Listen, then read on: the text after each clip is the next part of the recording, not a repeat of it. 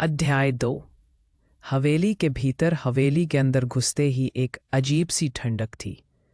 दीवारों पर जाले लटके थे और हवा में धूल के कण तैर रहे थे। अर्जुन ने अपनी टॉर्च जलाई। फर्श पर कुछ पुराने पदचिन्ह दिखाई दिए, जैसे किसी ने हाल ही में वहां चलकर गया हो। रिया ने पूछा, क्या कोई यहां रहता है? अर्जुन बोला, पता लगाना पड़ेगा। देखो, ये पदचिन्ह ताज़ा है। वे ऊपर की मंजिल पर पहुंचे।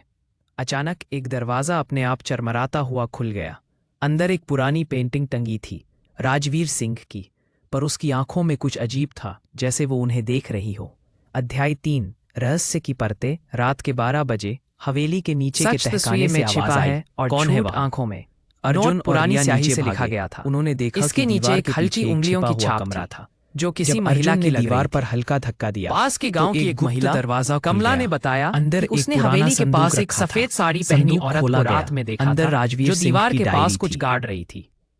अगली सुबह आरव उस जगह पहुंचे। मिट्टी खोदी गई थी। अंदर से एक टूटी हुई फोटो फ्रेम और आधी जली हुई तस्वीर मिली।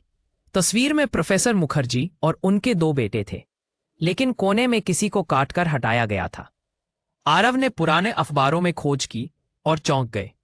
पता चला कि 30 साल पहले प्रोफेसर की एक बेटी संध्या थी, जो अचानक लापता हो गई थी।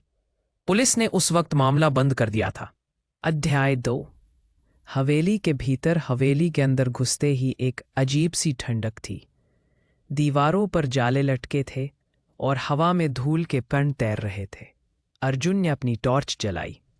फर्श पर कुछ पुराने पदचिन्ह दिखाई दिए, जैसे किसी ने हाल ही में वहां चलकर गया हो। रिया ने पूछा, क्या कोई यहां रहता है? अर्जुन बोला, पता लगाना पड़ेगा। देखो, ये पदचिन्ह ताज़ा है। वे ऊपर की मंजिल पर पहुंचे। अचानक एक दरवाज़ा अपने आप चरमराता हुआ खुल गया। अंदर एक पुरानी पेंटिंग टंगी थी, राजवीर सिंह की, पर उसकी आंखों में कुछ अजीब था, जैसे वो उन्हें देख रही हो। अध्याय 3। रहस्य की परतें। रात के 12 बजे हवेली के नीचे